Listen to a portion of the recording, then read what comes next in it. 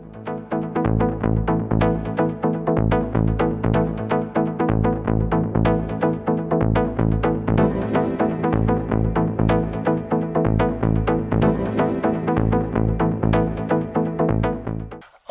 chegamos à nossa última videoaula. Iremos abordar questões relacionadas à gestão de documentos, começando pela teoria das três idades. Em seguida, falaremos das fases e os objetivos de se fazer gestão documental. Teoria das três idades. É a teoria que define os arquivos como correntes, intermediários ou permanentes de acordo com a frequência de uso pelos órgãos ou entidades produtoras e a identificação de seus valores primário e secundário. Arquivo corrente é o conjunto de documentos em tramitação ou não, que por seu valor primário é objeto de consulta frequente pelo órgão ou entidade que o produziu e ao qual compete sua administração. Arquivo intermediário é o conjunto de documentos originários de arquivos correntes com uso pouco frequente pelo órgão ou entidade que o produziu e que aguarda a destinação final. Já o arquivo permanente é o conjunto de documentos preservados em caráter definitivo em função de seu valor secundário. A correta classificação de documentos é a atividade fundamental para a consequência de uma boa gestão documental.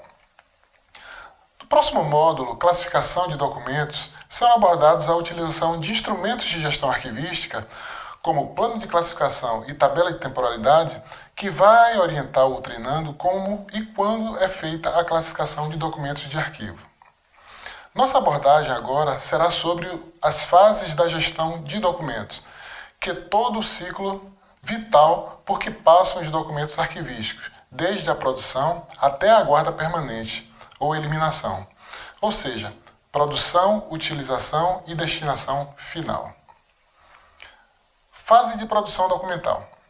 Esta fase corresponde à produção dos documentos em razão da execução das atividades de um órgão ou entidade. Nesta fase, deve-se aperfeiçoar a produção dos documentos, evitando produzir aqueles que não sejam essenciais, diminuindo o volume a ser manuseado, controlado, armazenado e eliminado, e garantindo, assim, o uso adequado dos recursos de tecnologia da informação, como reprografia e automação. A primeira fase da gestão de documentos compreende os seguintes elementos: elaboração e gestão de fichas, formulários, correspondência, controle da produção e da difusão de documentos de caráter normativo e utilização de processadores de texto e computadores. Fase de utilização dos documentos. Esta fase diz respeito ao fluxo percorrido pelos documentos para o cumprimento de sua função administrativa, assim como de sua guarda após cessar o trâmite.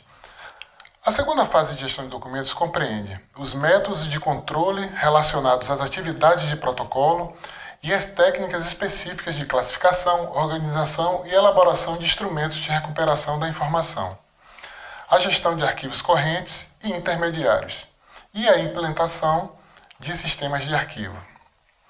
Sobre sistemas de arquivos de uma instituição, podemos entender como uma estrutura responsável pelo aperfeiçoamento das atividades arquivísticas, compatível com as necessidades de agilização da informação e da eficiência administrativa, que promove a interação e a interdependência das unidades responsáveis pela custódia de documentos, considerando a integração das diferentes fases da gestão documental, bem como assegura as condições de conservação, proteção e acesso ao patrimônio documental, na defesa dos interesses da instituição e dos direitos da comunidade.